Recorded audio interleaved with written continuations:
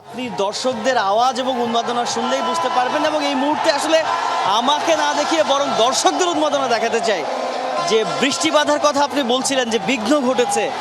বিঘ্ন আসলে খুব বেশি সময় স্থায়ী হতে পারেনি, বরং যখনই কিনা ম্যাচ শুরু হয়েছে তখনই খেলা মানে একরকম শুরু করতে বাধ্য হয়েছে।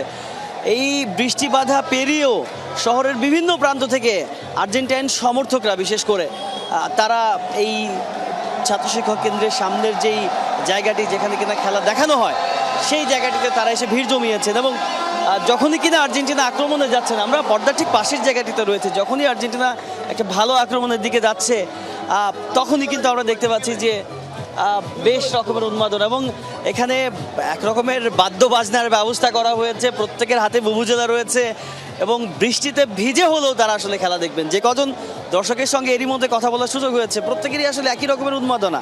তারা বলছেন যে সবার আগে আসলে খেলা, রাতের বেলাতে তারা আসলে এই এক্সাইটমেন্টের কারণে আসলে তারা ঠিকমতো ঘুমাতেও পারেননি।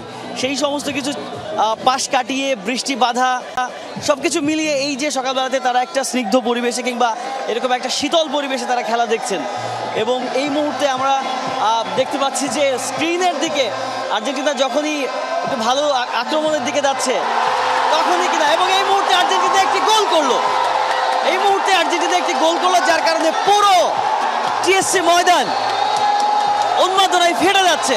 ম্যাচের মাত্র 9 মিনিট পেরিয়েছে এবং সেই সময় আর্জেন্টিনা প্রথম গোল করে এগিয়ে গেল এবং বেশ একটা ভালো সময়ে জুবাইর আপনার সঙ্গে সংযুক্ত হতে পেরেছি এবং এই মুহূর্তে সারা বাংলাদেশের আর্জেন্টাইন যত ফ্যান রয়েছে, ভক্ত অনুরাগী যারা রয়েছেন, এই বৃষ্টি বাধা পেরিয়ে এই সকালবেলাতে যারা টিএসসি ময়দানে খেলা দেখতে এসেছেন প্রত্যেকের মধ্যে সেই এক্সাইটমেন্ট, সেই উন্মাদনা যে আর্জেন্টিনা ম্যাচে গোল করে এগিয়ে গেল এবং এত গুরুত্বপূর্ণ একটি ম্যাচ, সেই ম্যাচে আর্জেন্টিনা শুরুতেই যে এরকম একটা সুন্দর আক্রমণ করে কর্নার থেকে গোল আদায় করে নেবে সেটি আসলে প্রত্যাশিতই ছিল। যারা এখানে খেলা দেখতে এসেছেন প্রত্যেকের মধ্যে সেই প্রত্যাশাটুকু ছিল।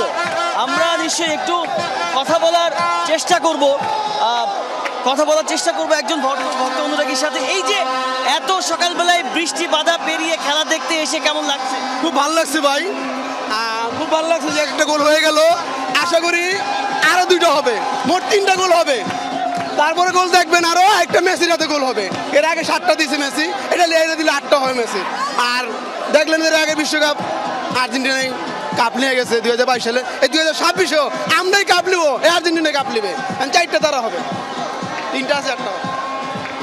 যেই উন্মাদনার কথা জুবাইর আপনি শুনছিলেন, প্রত্যেকটি দর্শকেরই সেই একটাই প্রত্যাশা যে 2022-এর ধারাবাহিকতা এবারও থাকবে এবং এবার শুরু থেকে যেভাবে করে আর্জেন্টিনা প্রত্যেকটি ম্যাচে এগিয়ে গিয়েছে সেই জায়গা থেকে এখন পর্যন্ত খেলার যে ধারাবাহিকতা সেটিতে আসলে দর্শকরা অনেক বেশি অনুপ্রাণিত হচ্ছেন এবং আশান্বিত হচ্ছেন। যদিও আজকে এই কোয়ার্টার ফাইনালের আজকে রাতের যে ম্যাচটি ছিল নরওয়ে এবং ইংল্যান্ডের, সেখানে ইংল্যান্ড জয়লাভ করে সেমিফাইনালে গিয়েছে, অর্থাৎ আর্জেন্টিনা আজকে এই ম্যাচে এখন সুইজারল্যান্ডের সঙ্গে জিতলে তারা আসলে সেমিফাইনালে ইংল্যান্ডের মুখোমুখি হবে।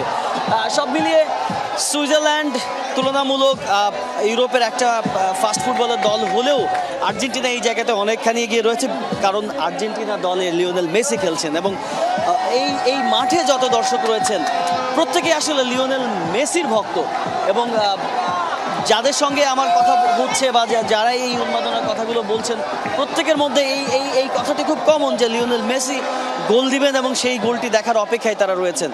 এবং আপনি দেখতেই পাচ্ছেন যে বৃষ্টিতে প্রায় সবাই ভিজছেন, ছাতা তো সবার কাছে নেই আসলে, বা সবাই ছাতা নিতেও চাচ্ছেন না।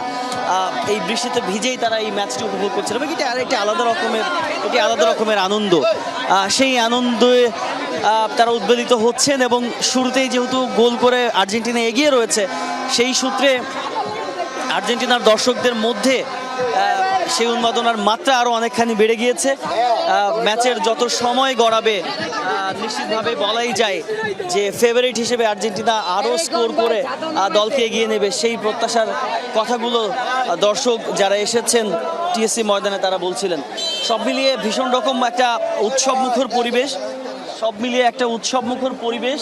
সেই পরিবেশে ছাত্র শিক্ষক কেন্দ্রের সামনে ঢাকা বিশ্ববিদ্যালয়ে আমরা আর্জেন্টিনা এবং সুইজারল্যান্ডের মধ্যকার যে ম্যাচ, বৃষ্টি বাধার মধ্যেও সব কিছু মিলিয়ে যে একটা আবহ, সেই আবহের মধ্যে দর্শকদের সঙ্গে সঙ্গে আমরাও সেই ঘটনার সাক্ষী হচ্ছি জুবাইর।